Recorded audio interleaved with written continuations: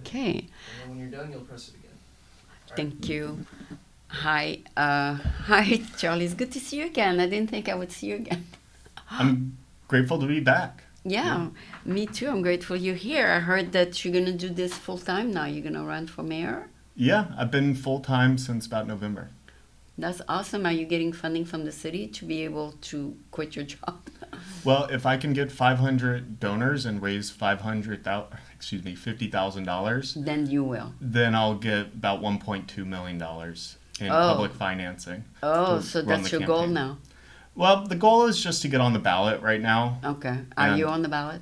Not yet. Not yet. So ballot Wait. collection or signature collection started about a week ago on the Okay. 16th. So everywhere you go, you ask for signature. Yeah, so been walking around with my clipboard here, Yeah. getting and you get signatures. and you need how many?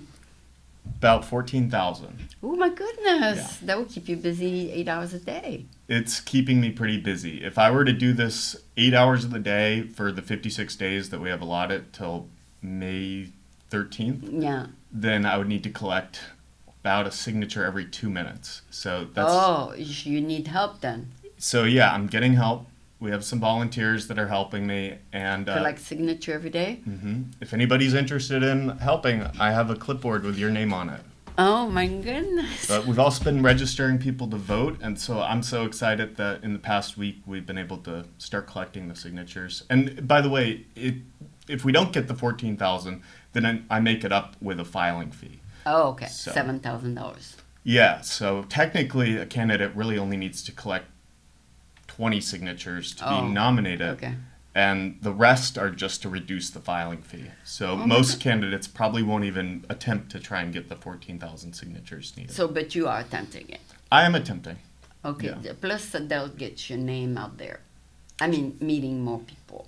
Sure, it's a really, It's a double purpose to get to meet people and to get a signature. yeah, it's been really awesome. You know, when I'm the one collecting signatures, it's been really great to have something actionable that people can do to get involved. And you tell them about you. And I've been handing out some buns and selling these online. Yeah. And now they're $10 online. Uh-huh. We have a bunch of different designs, so if anybody's interested, votehonest.org/merch. Ooh, that's hot. So Honest for Mayor is your website? Honestformayor.org will take you to votehonest.org. Both of those. That's where you find the coin. I mean the how do you call this? Button. Your Yeah. button. By the way, I'd like for you to have one. Sure. yeah. So so you go to your website, Honest for Mayor, and then .org. Then it takes you to another website where you can order this. Correct? Yep. You can donate at votehonest.org/donate, or you can get one of these pins for votehonest.org/merch. Oh. But also the donate link will, if you donate $10 or more, I'll be sure to get you one. If you go to the merch side, you'll be able to pick the design that you want. Okay, and as you get ordered, then you have someone printing them. Yeah, me and the team have been making them at campaign headquarters. Oh, you do it? We've got the button press, so, and we've been handing out Where's your hundreds headquarters? in the hate at my house. In the Haight. Yeah. Ah, Haight and what? Well, I live close to Golden Gate Park, so Okay. I'm not far from the park and from Haight Street. So you're in the Panhandle? South of the Panhandle, yeah. Yeah. But will people on your website know where is your headquarters? Well, it's my home. So you don't want it to be publicized? Yeah, we have a P.O. box that if people are interested in Okay. sending me something But through the mail. maybe later you can afford a little office somewhere on Haight. Perhaps, yeah. Yeah. Okay. It's not amongst the big goals right now. Right now, up until June, the middle of June, we're just focused on getting qualified for the ballot. Okay, that's step one. That's step one. Step two, when you talk to people, you say you talk to people, what do you tell them? Well, I tell them that I believe it's the government's responsibility to ensure that everybody has affordable access to the bare necessities of life. Okay. It's dignified homes for living in, safe and clean streets for walking or parking, economic and educational opportunities for self-advancement, and critically, healthy food and water for eating. 1 in 4 San Franciscans are at risk of hunger. Okay. So I think there's a lot of effort in that direction. I mean, there's a lot of organization handing out food everywhere. Yeah, and under the most recent budget, the mayor's budget for this year and next year, the city goes in 2-year budget cycles. Thanks to Ben Rosenfield, outgoing controller, they slashed the SF Marin Food Bank's budget by about $4 million in city funding. So that took it from $10 million in But then funding now to it's $6 in the million. hands of the private donors.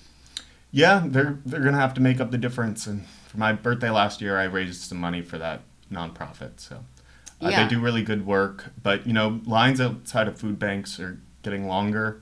And with COVID relief ending last year, a lot of people's food benefits have been reduced. So. How come they advertise on that we have the lowest unemployment rates at 3-point-something%? So with such a low unemployment rate, why are so many people still needy? Well, the cost of living is really high here. So that in combination with the price of food increasing due to inflation has left a lot of people really struggling with their budgets. Okay. Well, I've seen the price of my food budget go up 22%. Is that what I heard? In 2023, it was 22% higher. That sounds right. So that's a big jump in 1 year. Yeah. And how do you cope with that? You buy less food? What's the solution? We've been making food in bulk. In bulk? Yeah. Okay. So making every dollar stretch in terms of calories. Oh, that's good. Yeah. So instead of going out to dinner at the local restaurant, then you just make it yourself or something. And that's a good point. It's harmful to our economy overall if people don't have extra dollars in their pocket to spend on some of the dining out. enjoyable things like dining out or going out for music or what have you. Yeah, that is correct. So is there a proposition on the ballot for raising food money, or lowering food cost? Well, right now the ballot measures have not been announced for November, Yeah. so that remains to be seen. Okay, somebody might come with the idea and do it. And I sure hope they do because, voters are looking to vote for solutions. And during the March election, a few quote-unquote solutions were put forward that Like really for have... the housing? Yeah, the affordable housing bond, I believe that was A. Then there was... but there were some things Number without... one, Prop 1. Prop 1 for mental health care. That was a statewide. And then another Prop E for the veterans, I believe, or something. Yeah, Prop E was for law enforcement. Oh, law enforcement. And then Prop A was for housing. Affordable housing, yeah. And passed. It passed narrowly. So who's going to get that money? Well, I'm not quite sure the details of it, but I do believe it'll go to fund subsidized housing. Housing? Affordable housing projects to make it worthwhile for developers to build projects. Okay. So, Okay. yeah. There's that proposition to convert the offices into housing. Yeah, that was... Did that pass? Yeah, I believe that was Prop C. Did it go through? That passed, but within that was a carve out for. It was kind of complicated. It was meant to reduce the property transfer tax. Okay. When selling a commercial space to be converted into housing. But it's going to include some tax breaks that I don't think people voted for it intended. So it remains to be seen what's going to happen there. All right. Okay, so all this money is flooding, different directions, right? I just read that LA got $2 billion and the mayor put all the people in tents in motels. That must have cost a fortune. But they have to use that money, right? So she may as well get them off the street. And I don't know how long it's going to last because it costs a lot of money to put people in motels. Plus, she is building some affordable housing or free housing for the people on Sunset Boulevard and all that. Yeah, it also costs a lot of money to have people living out on the Reach out. streets. I Oh, mean, yeah, not yeah. setting aside just the social costs that You we're gotta going to be get paying. people to reach out to them. Yeah, and there's a lot of maintenance costs around cleanup Yeah, yeah. and safety. It's very expensive to clean after them. It's very, very expensive. Like every day you gotta wash what they did on the street, you know. It's not sanitary. That's also another issue. Yeah. So anyway, she's making the best use of the money she got. And I don't know what, I'm sure Mayor Breed got also her share of money to get people off the street. What do you think? I think it's not been happening fast enough. Oh, okay. There's still people in tents.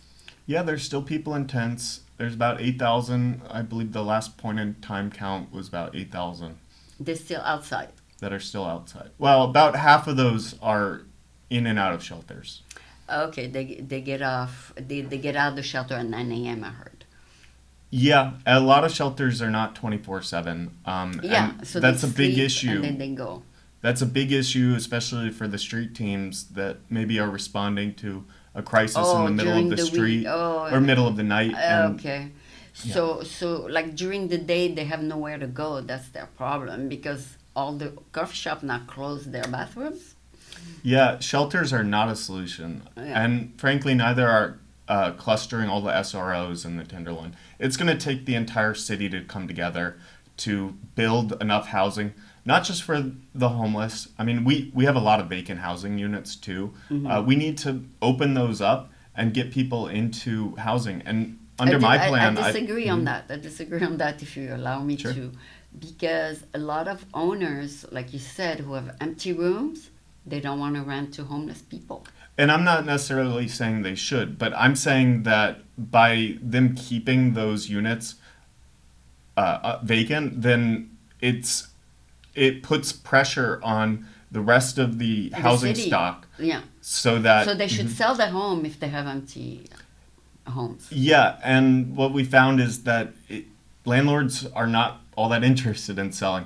So we They need just to. want to keep it empty. They're happy keeping it empty because right now property taxes are so low. Okay. So I believe in repealing Prop 13, which was passed in, I believe, 1978, that capped property taxes at 1% and increases each year at 1% based on the market value of the property. And under my plan, I would like to actually reduce property taxes and increase land value taxes. Now, let's say you have an empty room in Mm-hmm. your apartment. Would you rent to homeless? Be honest. I've welcomed homeless people into my home before. You did? Yeah. Oh, that's unusual. People want people with jobs, paychecks, references. They're not going to let anyone in their homes. Well, my homeless neighbors are my neighbors, and some of them are my friends. Some of them have been my family. So Oh, so you're not scared? They misbehave in your house, whatever. I mean, I'm not scared. I believe that it's not going to You tell be them up no to drugs individuals. here. You tell them no drugs here. Of course, every house has its rules. Yeah, but But anyway, that's it's why not- people are reluctant. They don't want to welcome in their homes people are shooting drugs. Yeah, and I believe that we need to have supportive housing for people coping with drug addiction problems. Yeah. And we need to ensure that every single nonprofit that's offering outreach to homeless people and people struggling with mental health issues or drug addiction, that they are trained on mental health issues, that they're trained on drug addiction issues. Right now, Isn't that what there's no the mandatory isn't requirement that for Mayor Breed doing now? Right now, there's no mandatory requirement for Training? mental health training specifically. Didn't she appoint a new mental health director? I mean, he's a doctor and he sends people out on the field. And right now, a lot of our street teams do not have mental health specialists or training Okay. amongst the staff that go out, and And Yeah. they do the best they can. they do the best they can. They're trained by the director, probably. Yeah, and at the executive level, he probably issues orders downward. What to do, what not to do. But I mean, this comes into like a wider issue that the city is facing around our contractors. I believe about half of our budget is actually going to outside contractors. Yeah. The city, and a lot of those are no bid contracts for like 4 to 10 years. Oh. And that means that we are paying way more than we should yeah. be for services. Yeah, because they have to pay their own insurance, their own health insurance. Yeah, it's not just that. Each of these nonprofits has executives. The city has executives. Yeah, everybody has executives. Board of directors, we have the board of supervisors. They have IT departments. We have an IT department.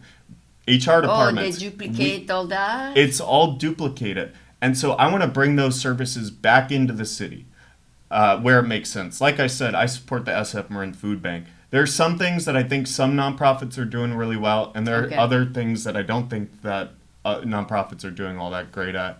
And overall, whether it's city or outside services, I believe I have the most aggressive accountability program to implement real-time tracking of if goals are met, if deadlines are slipped past, if services are rendered. I want the public to know that we're getting what we're paying for, whether that's the city or not, offering those services. Okay, now if someone asks you, why should I vote for you instead of the other 29 candidates, what would be the cutting, what would be the thing that would make them lean to you rather than the other 29? Well, you can actually vote for 10 candidates. So you can. Yeah, we have ranked choice voting. It's kind of like a free-for-all a little bit.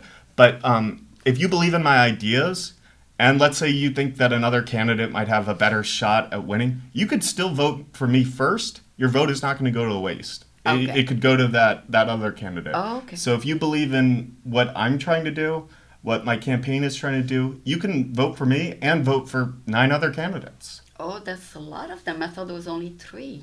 Yeah, if you go online to the Department of Elections, it will show 10? It'll show 10, but it's a little bit confusing because they mention on their instructions that you can do 3, but if you actually go through, you can actually play this little exercise, and I did it last night. It's actually 10. Okay, yeah. And you can vote online? No, they have like a little game to... game to practice. Practice filling out a ranked choice voting. We're very unique. I mean, a lot of other places in the U.S. have this, but we're pretty unique in California at offering that. So. Okay, so usually it's hard to beat an incumbent, which is now Mayor Reed. It's hard to beat someone who's been there for 6 years, right? Yeah, it hasn't happened since, I believe, Willie Brown. Yeah. Yeah. So because the other one left on his own will to become a governor, but yeah, he defeated Frank Jordan, incumbent. Right. Yeah, that he was running against. Yeah. I see. Yeah. Okay, so anyway, she people know her now after all these years, right? She goes in all the neighborhoods every day, so she's a familiar face. Everybody know her. Is it super hard to beat an incumbent? Yeah, I mean, it hasn't happened in about 30 years, so... Yeah, so it's a hard fight. It's a tall order, yeah, but I'm not the only one attempting to do it. Yeah, there's 29 of you attempting. Yeah. Now, the other 2 that are super strong is the one who has been a mayor interim, Mark Farrell, and the other one is new on the block, but he is super rich and he's a startup person. Now, these people, they have the means to hire people. What is your, how do you call it, your defense against that? People power. People power. So you want to get a lot of volunteers behind you. Mm-hmm. Yeah? Like Matt Gonzalez did. He almost won, by the way. He did with just volunteers. Yeah. So so you're building that up, that base? Yeah. You can sign up to volunteer at votehonest.org. And like I said, you have a clipboard waiting for you with your name on it. That's awesome. That's awesome. And anybody 18 years of age, whether you live in San Francisco or not, you can volunteer to collect signatures. We've also been registering people to vote too. So if you're eligible to vote, we can get you a stack of voter registration forms. And that's been the best part, Eileen, about this campaign for me is like just engaging people in civics. You know, Yeah. if you don't believe in me, don't vote for me. Yeah. But I've been so grateful for the opportunity to engage with so many people on the issues impacting San Francisco, get people excited about voting. I mean, I think with the state of affairs nationally, people are pretty feeling a little bit dismal about voting. But, you know, locals where it's at this year, in my opinion. So I've been trying to But get some energy The around that. current mayor has dozens of consultants, like you mentioned, duplicating the IT department or whatever they are duplicating right now. Don't you think these consultants would have told her that?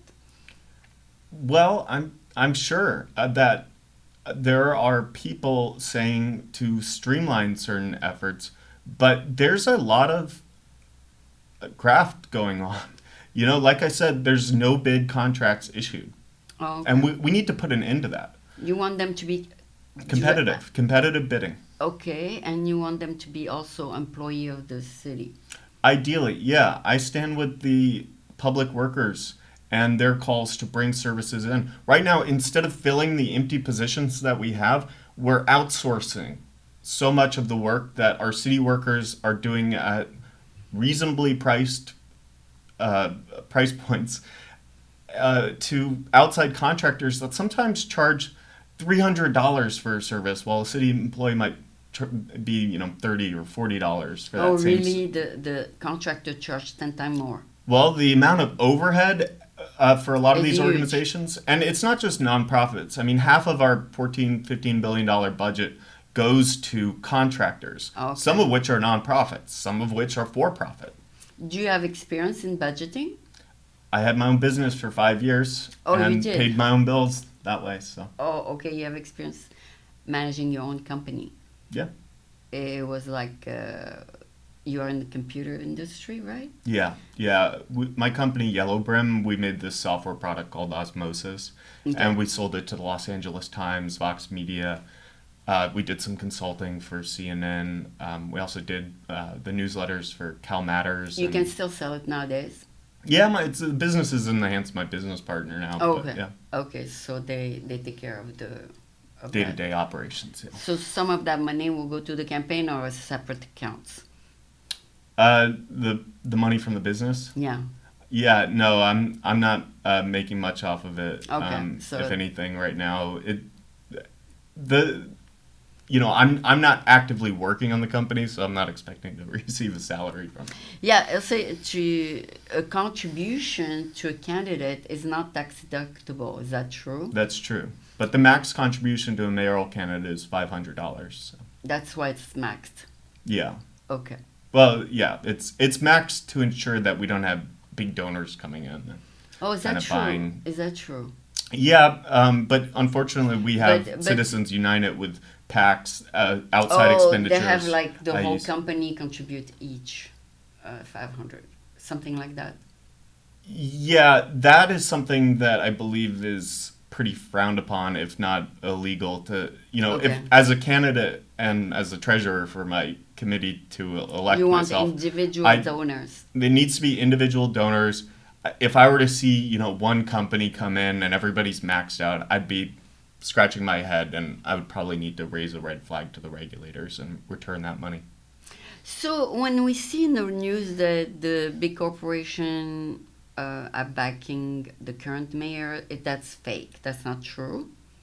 Well, the outside expenditures, a lot of that money is big corporations funding those efforts. And I'm not up on who's the- funding what, but there's a large network of political advocacy groups So that that are money- well funded and the- supporting the mayor as well as other candidates in the race. Outside of the mayor budget, they do it on their own, like social media. They do like their own stuff. Yeah, yeah. For example, Daniel Laurie has an outside PAC. I believe his mother donated $1 million to that. They can manage that. And they'll buy billboards and they'll direct people to their own And outside website. his mother is allowed to do that? Yeah, this is Citizens United. Oh, So okay. that was a court case, I forget, in 2009 or 14 or something. Citizen United can contribute more than 500.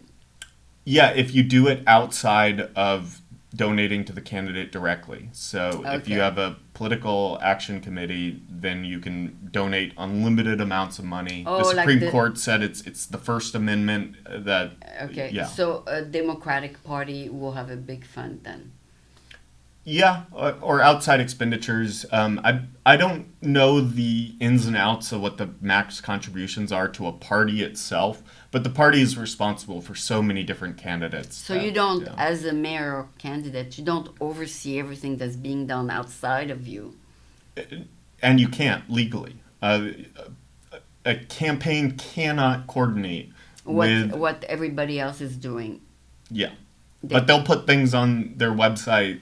Okay. Download my picture here, and here's the type of messaging that I want if you were to Okay. spend money to do. So what are the other issues facing our city that you have possible solution for? I mean, I know the homeless has been overstated. Is there another issue that you can think of? Well, I think right now my biggest issue is housing and affordable housing. I think right now we have a big split between moderates and progressives, Okay. where unfortunately a lot of people in the progressive wing are in sort of the NIMBY camp, and for good reason too. If we were to just go out there and say, yes, in my backyard, we're YIMBYs, and let's build everything. Right now we have a lot of unoccupied housing units. Less freedom? And, well, I mean, if you were to say, yes, build everything, that would be more freedom, but it actually wouldn't be more free in the It will take lives a long of. time. It will take a long time. It'll take a long time, but I think our city's going to need to do that because there's a lot more demand for our city than there is supply. Okay. And so, 60% of people that work here live outside of the city. We have 8,000 homeless people. Studies have shown that more people want to live here than we can. I mean, we're growing. I mean, the state has put forward a housing element that says that we need to have 82,000 housing units within the next 10 years built. So none of the other candidates are really talking about that. The progressives have generally fallen down on the NIMBY side because right now so much of the new development is around like the high-end market. And the moderates in the city are, yes, in my backyard.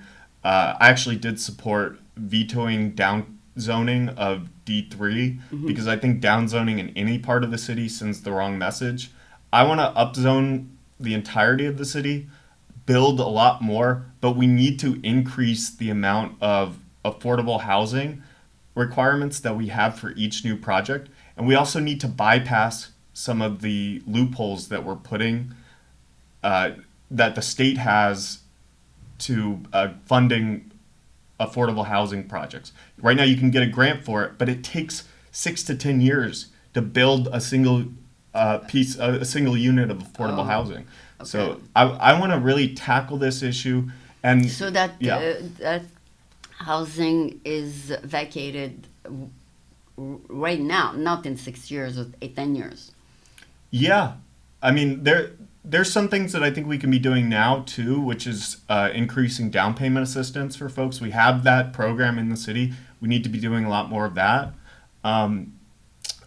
The supporting the SF Public Bank, it would be the second public bank in the country, and a lot of that can be put into affordable housing projects. But I think bypassing a lot of the red tape and some of the bureaucratic hurdles and helping navigate developers through that process, maybe even bypassing that process and working with the state on the back end to fund those projects through the same dollars that would be allocated on the front end. But we need to get shovels in the ground and get things built. I mean, There's a the lot- city can also start building. in my neighborhood at Stanyon, they're building 180 new units on the corner there. Yeah, where the old McDonald's fast food Is it fast built food or not restaurant. yet? It's going to be open in 2025, as I understand Okay. it. But it is. But it took it's- 6 years. It took 6 years. And let's accelerate that. Oh. Yeah, I don't know if it's been exactly 6 years. Yeah, by the time the project might be completed, it might be around that. But Yeah. but it's a good example, But and I it's think been it's on table for a long time. yeah, I think it's a beacon to the rest of the West Side and to the rest of the city that new units of housing are going to be built, and this is Who going they're to be gonna a put in shining it is example. another story. Who they're Yeah. gonna put in it? Freeloaders or No, I mean if you think about it, affordable During- housing is not really designed for people that don't have a job. Like it's no? I mean, are it's- you yeah. trying to get first the 8,000 that are on the street off the street, and then think about the others? well a lot of the 8,000 we have resources for. The We- shelters. The shelters, but like I said, we need to fund training for mental health. We need to require that people working in those facilities have mental health training Okay. because right now they're really unsafe for people, Okay. and they're clustered in the TL. So, Yeah. I heard they spend the night, they get out at 9, and then they're on their own for the day, and then they come back at night. yeah, and what does that do for our city? So we need to have not just SROs. We need to have dignified homes for people. But more broadly, like homelessness is a symptom of the larger cause, which is But the they don't, housing is too unaffordable. Okay. I just saw a study today that said that a $100 increase in rent will lead to 9% higher homelessness. Oh, that So- much. People are struggling, whether I know. you're in housing I or met not. people, they spend 75% of their income just to pay the rent. and So that's- that leaves them with very little money for the rest of the month. And that's crazy. And in a city that, is world renowned for its arts and culture, for its service industries. But We- we have talked to the landlords. They should not raise that much their rents. Well, they can. And what we need to do is build more to put downward pressure on the price of units. The demand and the supply and demand. Yeah. So let's use the market forces that we see in front of us, but let's not build exclusively high-end condos. I'm a YIMBY for affordable housing and for more projects that will get us to a more affordable San Francisco. There's Now, a lot of let's things. say Yeah. of the 8,000 that you just mentioned are still on the street, how many are San Franciscans and how many are from out of town? Yeah, so the Benioff Foundation just did a study. It's the largest study in, I believe, 30 years that found that about 80-90% of the homeless are Californians. Oh, they are. And it's like 70% resided in the county that they are now homeless in. So it's a big percentage. It's massive, and it just speaks to the housing crisis that we're facing as a state. Yeah, I know he spent like $26 million to that consultant to do the work, but just to find out the causes of homelessness. But that's good that they came up with these final statistics, so we know. It's good to have information, and yeah, I think that information really belies the points that a lot of people have been making about how these are just people coming from outside the state to come and shoot drugs up. I mean, nobody wants to be out on the street shooting up drugs. So you're saying that okay, 90% are from California and 70% are local. So 30% are just wanderers. Well, 20% would be from outside of the county. 70% would be from outside of, or 70% would be local, and 10% would be from outside the state. Outside the state, okay. Yeah. So what do we do about these people who have no business being here? Well, we're talking about probably 800 people. I think San Francisco is a beacon to the rest of the world. And, if people want to move here and be a part of this vibrant culture, I moved here. I'm not sure if you were born here, but no, but the other people maybe mind paying for their housing. Maybe that's. Well, I'm not necessarily saying that they should be paying for their housing. Okay. I'm But saying. if they're on the street and they're broke, then we have to. Well, right now we're spending $70,000 per homeless person And the shelters and everything else combined. for all of the no bid contracts that we talked about, for all of the overhead that we talked about with some of these nonprofits, and also the fact that we don't have mental health requirements for training for people working in those. But City Hall knows that, I'm sure, and they're trying to find a solution. And they say they're trying to build as fast as they could. Same in Los Angeles, they're building constantly now. Well, as of probably about 50 minutes ago, the Board of Supervisors are meeting to potentially override the mayor's veto of Aaron Peskin's District 3 downzoning effort. Okay. It was vetoed last week, and the board is going to be voting on Again whether or not today? to override that veto And the to veto- allow for upzoning. So if they override the mayor's veto, the mayor is actually doing her part to build more. Okay. I'm not hearing that we need to increase affordable housing requirements, and I'm also not hearing my idea, which is to actually directly subsidize the lost revenue for developers. So she falls more on the line of moderates, just build. It doesn't matter if it's just high-end condos. I'm saying let's build a lot more affordable housing and put downward pressure on rental prices. Okay, so when you say affordable for people making $20 an hour minimum wage? Yeah, I think that we should have affordable housing for those people, workforce housing for those people. If we can't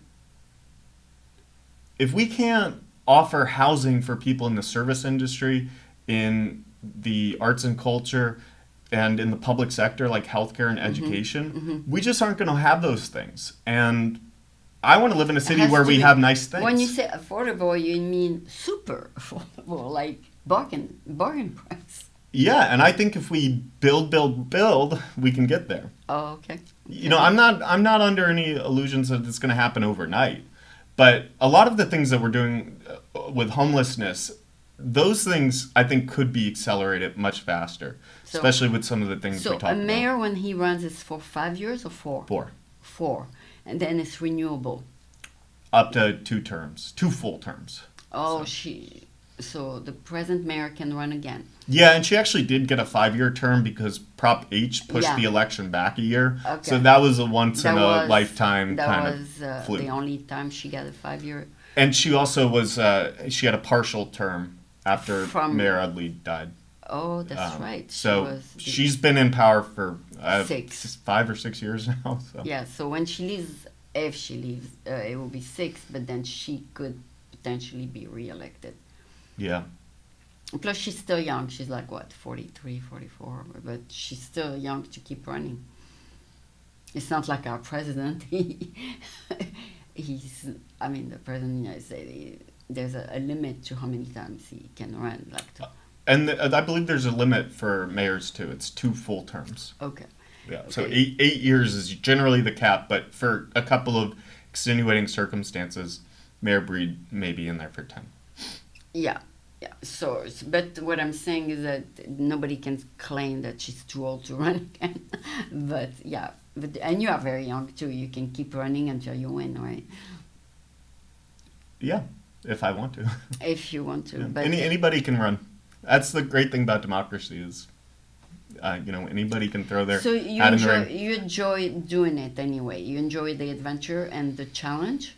Yeah, I do. And by the way, on the point of democracy, I think any resident of San Francisco should be able to participate in our democracy here, right? By voting. Please vote. When is voting? November? November 5th. But which is in a little bit more than 7 months. sounds right. So, right now, if you're a non-citizen, you can't vote Yeah. unless you have a child in the school district. Okay. Then you can vote in the school board election. Okay. And I say, let's open that up. We've already got a precedent for Okay, it. okay. If you're a non-citizen resident of San Francisco, if this You is can your vote. primary Yeah, residence, you can vote. you should be able to vote in our city and local elections. Oh, but non-citizen, do they pay taxes? Yes. Oh, they do. So yeah, each time they buy something at the store, they pay taxes. Yeah, and by the way, I'd like to decrease sales tax, decrease income tax. How much some is of the, sales a lot tax? of that is Sales tax is 7, like- 8, 9? yeah, 8, 9, and we have like a couple of extra like percentages And city locally. tax is what? City tax. Yeah, there's, okay. Oh, income tax, you said. Okay, so you pay the state. Income tax is statewide. We might have some provisions in there. I actually do think we could maybe have an income tax in the city for people earning more than $250,000 or yeah. $500,000. I actually really like that idea. But for the vast majority of people, Yeah. I want to decrease sales tax, decrease income tax, and I'd like to, for landowners, increase land value tax and decrease property tax. And I think we can do it all in a way All that's the revenue property neutral. owners are going to like you. Well, actually, But you I need- think it'll be great for property owners because it'll allow them to develop their land in a way where they won't be punished for that. Right now, if you redevelop your land, you're actually reassessed on your taxes, and you might be punished for improving your property. If you wanted to build an ADU, an accessory dwelling unit on your property, that could be a trigger for you to be reassessed, and you'll end up paying more in taxes. I want to do away with that. And So yeah. does the mayor has the power to just step in and say, I want to do this and that? Well, the mayor has the power of the bully pulpit, and they can call for change statewide, countrywide, globally. It's No, I mean, It's can a you big walk? power. Can you walk in City Hall and say, I want to decrease property tax, or do you need a proposition for that? well, a lot of that is controlled at like the state level. Okay. So I plan as mayor to dedicate a large portion of my time to actually calling for statewide changes Okay. and working with our partners in Sacramento to see that change done, as well as working locally to pass ordinances to see that agenda put forward. Okay, so it's a joint effort between the state and the local people. Yeah, and then- sometimes but locally, the state, are they going to say no because they want as many taxes as possible? I think we could do it in a revenue neutral way. Okay, no, because each time a business doesn't want to pay too much taxes, the governor say you can leave. Yeah, and it's funny thing about the corporations is prior to Prop 13's passage, Yeah. 2/3 of property taxes were paid by corporations. Okay. And once it passed, our public school systems became hugely underfunded. Oh, And so this is like really a matter of our future and for working families and children in this state. Okay. So this is a really critical issue. And I've been talking to other politicians. I think that, there's been efforts recently in the past to get this done, but we need to repeal Prop 13 or at least evolve 13 to really put our money where our mouth is as a state. I mean, even when Prop 13 passed, a lot of corporations were kind of upset about that. Okay.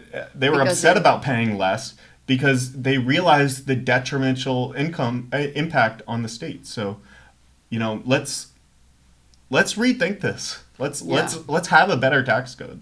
oh, okay. So it's a lot of ideas on the table for you. A lot of work to do, Yeah, to say the least. Okay. yeah. So It's going to be a movement. So if you want to reach out to the state, that's going to be a big battle too. I mean, considering that a lot of power forces against you, kind of thing. And I think that there's a lot of people in power that, and will be in power come next year after the elections, that agree with this. And, we can see in a place like Detroit, they're trying out a land value Oh tax. yeah, and we so- can. Yeah.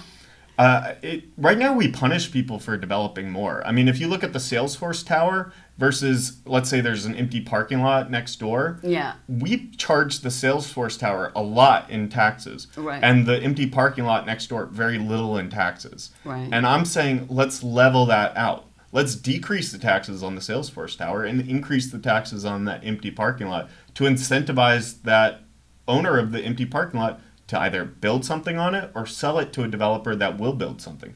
Let's make the most use of our land in San Francisco. That's our biggest asset as a city. So you would charge them more? We'll charge some people Does more, some people less. So why would you charge Salesforce Tower less? Because we get a lot more value from that building as a city. So I want to decrease property taxes, increase the land value taxes. Oh, the land value. Okay. So they'll be paying more in land value taxes, but less in property taxes. Okay. Because we get something from having a Salesforce Tower. Of course. Okay. So anyway, looks like it's a big job you have ahead of you. You gotta put it in little pieces, right? I mean, when you have a big elephant, you eat piece by piece. Well, each signature collection form is about 10 signatures. And okay, I'll sign it. If anybody would like to sign. Let me do it online to show them how to do it. All you have to do is put your name and address. So if you're a registered voter in San Francisco, you can sign this. And could be any zip code? Well, it needs to be your name that you've registered to vote with. Yeah. Your signature, the date, and the address that you're registered to vote at. All right.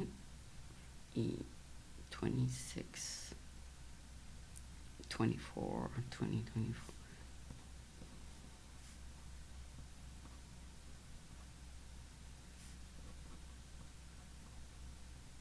Then I put the city, San Francisco. City.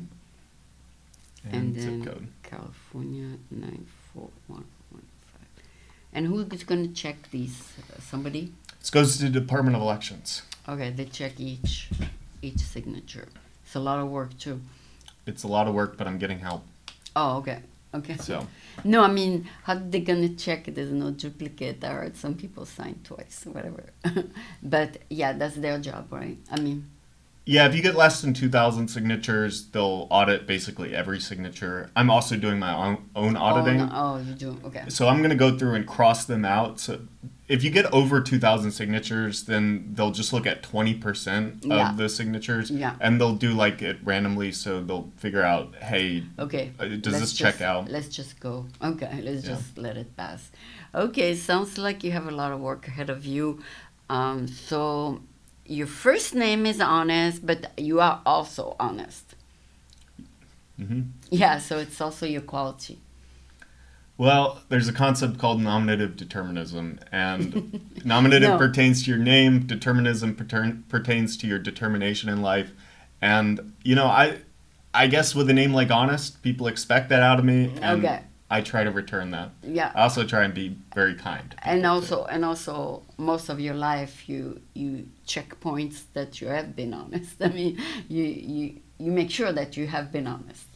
Yeah, and I'm not perfect. I'm a human. I have my flaws. Yeah. But honesty is one of the few areas in my life Yeah. where I've been completely Yeah, straightforward when on. someone would apply, if you ever get elected, they apply for a job, you won't give them preference if they are your friend. You would just treat everybody equally.